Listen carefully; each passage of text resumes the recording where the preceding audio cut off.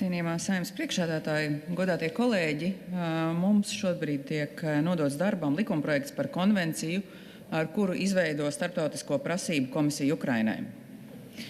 Ja mēs atceramies, tad 2022. gada nogalē ANO ģenerālā asambleja ar rezolūciju paredzēja sadarbībā ar Ukrainu izveidot starptautisko mehānismu Krievijas uzsāktā kara nodarītā kaitējuma un zaudējuma kompensācijai.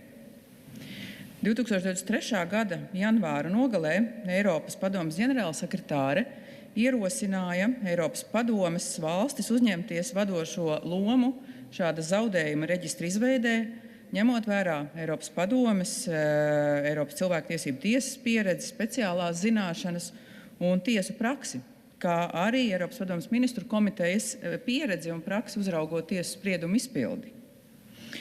Un ņemot vērā to, ka šāda plaša starptautiska mehānisma izveidošana būtu ļoti laikietilpīgs process, lai to paātrinātu, valstis vienojās par pakāpenisku pieeju tā īstenošanai.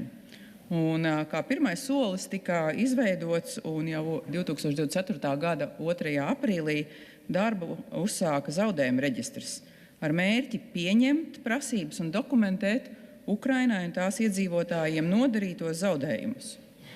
Un nākamais solis ir prasību komisijas izveidošana, kas izvērtēs iesniegtās prasības un noteiks kompensāciju apmēru.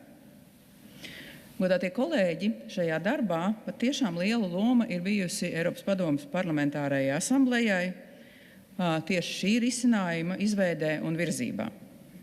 Tāpatās arī kā ļoti liela loma ir bijusi tieši Latvijai, mūsu tieslietu ministrijai, mūsu ārlietu ministrijai, lai šāds zaudējuma reģistrs tiktu izveidots un varētu tikt strādāts. Ukrainai un tās cilvēkiem ir jāsaņem kompensācijas, un Krievijai ir jāsamaksā par tās padarīto.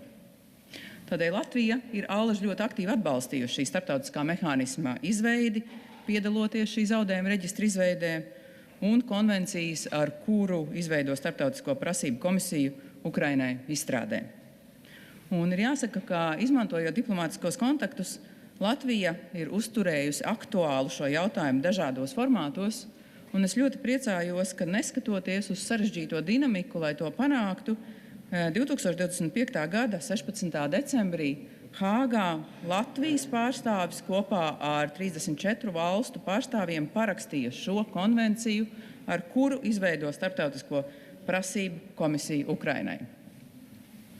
Krievijai būs jāiet uz Hāgu.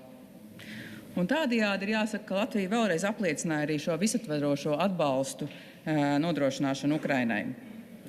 Un mums ir iespēja šobrīd operatīvi ratificēt šo konvenciju un būt starp pirmajām valstīm, kas arī šādā starptautiski tiesiskā veidā pauž nozīmīgu atbalstu Ukrainai un nodrošina tiesisko argumentāciju, reparāciju piedziņai no Krievijas. Kolēģi, šī ir praktiski ļoti nozīmīga procesa būtiska sastāvdaļa, un šis ir simboliski ļoti svarīgs lēmums.